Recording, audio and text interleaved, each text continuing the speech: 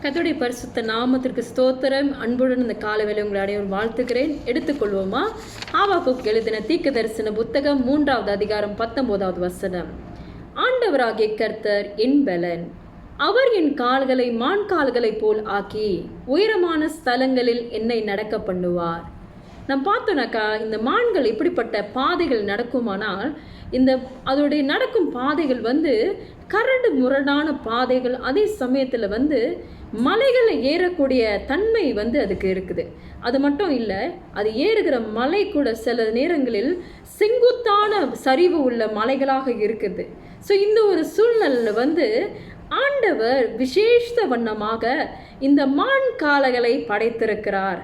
அது மலைகளை செங்குத்தான சரிவாக இருந்தாலும் சரி, அது நிற்கக்கூடிய பலத்தையும் நடக்கக்கூடிய அந்த பலத்தையும் இந்த மான்களுக்கு கொடுத்திருக்கிறார். அதே போலவே இன்றைக்கு நம்மளுடைய வாழ்க்கையில கூட நம் எப்படிப்பட்ட பாதையை கடந்து போனாலும் சரி, ஆபாக்குக்கு சொல்லுகிற அந்த இடத்துல ஆண்டவராகிய கர்த்தர் என் பலன் என்று சொல்லுகிறார். அப்படியாக நம்மளுடைய வாழ்க்கையிலே ஆண்டவராகிய கர்த்தரை நம்மளுடைய பலனாய் நாம் வெறுக்கும் பொழுது நமக்கு ஆண்டவர் மான் கால்களை கொடுத்து உயரமான ஸ்தலங்களில் நம்மை நடக்க பண்ணுவாராம். ஸோ எப்படிப்பட்ட சூழ்நிலையாக இருந்தாலும் சரி, அது கரடு முரடான நம்முடைய பாதை காணப்பட்டாலும் சரி, மலைகளாக இருந்தாலும் சரி, செங்குத்தான சரிவாக இருந்தாலும் சரி, தேவனாகிய கர்த்தர் நம்மளுடைய வாழ்க்கையிலே பலனாக இருக்கும் பொழுது அந்த பாதைகளை கடக்கக்கூடிய அந்த மான் கால்களை நமக்கு தந்து நம்மை நடத்தக்கூடியவராக, அந்த வழிகளில் நடத்தக்கூடியவராக இருக்கிறார். இன்றைக்கு நம்ம பார்த்தோம்னாக்கா சங்கீதக்காரன் சங்கீத புத்தகத்தில் இப்படியாக சொல்லுகிறார். 18வது அதிகாரம் 33-32வது வசனம். என்னை பலத்தால் இடைக்கட்டி என் வழியை செவ்வைப்படுத்துகிற தேவனே, அவர் என் கால்களை மான்களுடைய கால்களை போலாக்கி என்னுடைய உயர்தலங்களில் என்னை நிறுத்துகிறார் என்று சொல்லுகிறார்.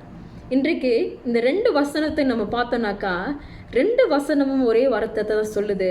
நாம் தேவனாகிய கர்த்தரை நம் பலனாக்கி கொள்ளும் பொழுது நம்முடைய பாதைகளை தேவனாகிய கர்த்தர் செவ்வைப்படுத்தக்கூடியவராக இருக்கிறார். திடன் கொள்ளுங்கள், உலகத்தை ஜெயித்தவர் நம்மளோடு கூட இருக்கிறார்.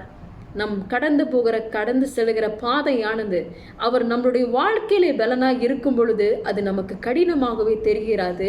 ஏனென்றால் தேவனாகிய கர்த்தர் நமக்கு பலனாக இருக்கிறார். நம்மளுடைய கால்களை அவர் பலப்படுத்தி உறுதிப்படுத்தக்கூடியவராக இருக்கிறார். Hallelujah. Have a blessed day. God bless you.